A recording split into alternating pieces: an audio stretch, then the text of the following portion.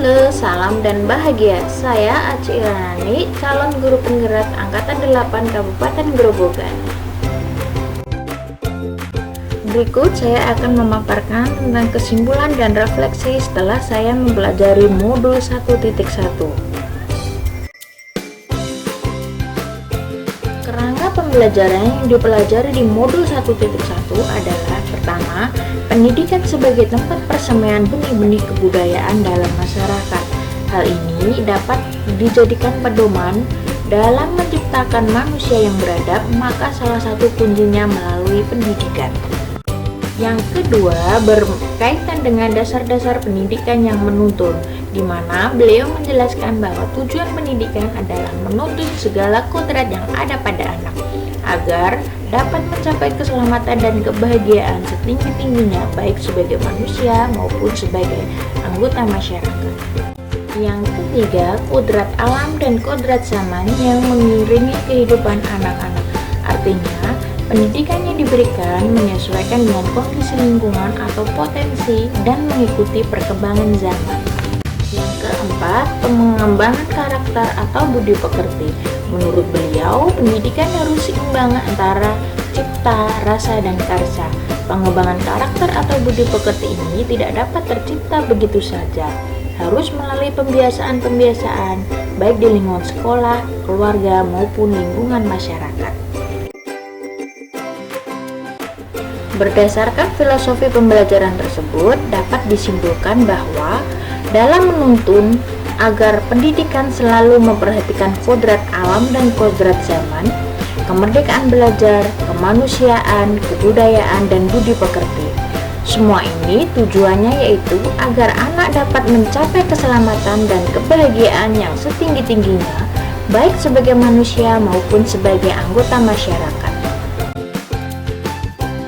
Sebelum mempelajari modul 1.1, saya percaya bahwa saya menganggap anak seperti kertas kosong yang belum memiliki pengetahuan apapun yang ada dalam dirinya. Sehingga dari sekolahlah kemudian anak memperoleh banyak informasi dan pengetahuan pembelajaran dari pendidiknya.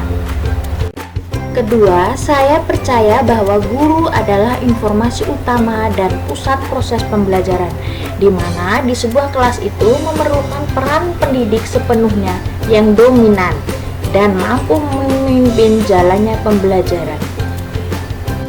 Ketiga, saya percaya bahwa kemampuan kognitif adalah utama yang harus dikembangkan, sehingga saya kurang memperhatikan aspek perkembangan lain yang juga perlu dikembangkan. Hal ini membuat suasana kelas saya menjadi pembelajaran masih berpusat pada guru, anak lebih sering menggunakan buku-buku dan fokus mendengarkan.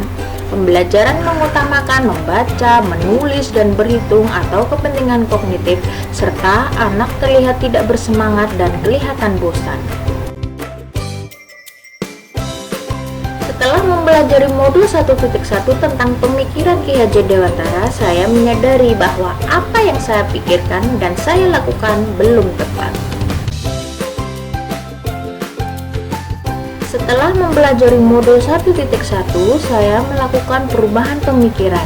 Perubahan yang pertama, anak bukanlah kertas kosong, tetapi kertas yang masih buram. Tinta yang tergores di dalamnya belum terbaca dengan jelas. Perubahan kedua, pembelajaran tidak berpusat kepada guru, tetapi berpusat kepada anak. Perubahan ketiga, kemampuan kognitif bukanlah satu-satunya yang harus dikembangkan, tetapi seluruh aspek perkembangan anak. Apa yang harus segera saya terapkan agar pembelajaran sesuai dengan pemikiran Ki Hajar Dewantara? Langkah pertama yang saya ambil adalah mengenali karakter dan latar belakang anak dengan menjalin komunikasi yang baik dengan anak dan orang tua. Hal ini penting karena potensi dan kebutuhan anak belajar yang beraneka ragam dan dapat dijadikan acuan untuk menentukan strategi pembelajaran yang akan dilakukan. Tentunya strategi pembelajaran yang berpihak pada anak. Langkah selanjutnya, merancang pembelajaran yang interaktif yang berpusat kepada anak. Pembelajaran yang berpusat pada anak merupakan salah satu cara untuk memberikan kebebasan anak dalam menentukan gaya belajarnya, membangun sendiri pengetahuannya, dan secara aktif terlibat dalam kegiatan pembelajaran, sehingga anak memahami makna merdeka belajar seutuhnya. Saya akan berusaha menghambakan diri kepada anak. Selanjutnya, mengembangkan semua aspek perkembangan yang ada pada anak. Tidak hanya kognitif, tetapi nilai moral dan agama, sosial emosional, bahasa, serta kemampuan fisik motorik anak. Serta selalu menjadi teladan yang baik bagi anak, berusaha untuk menjadi teladan yang baik dalam perkataan maupun perbuatan untuk semakin menguatkan dalam menanamkan nilai budi pekerti pada anak. Terima kasih, semoga video ini bermanfaat bagi Bapak Ibu Guru pejuang pendidikan.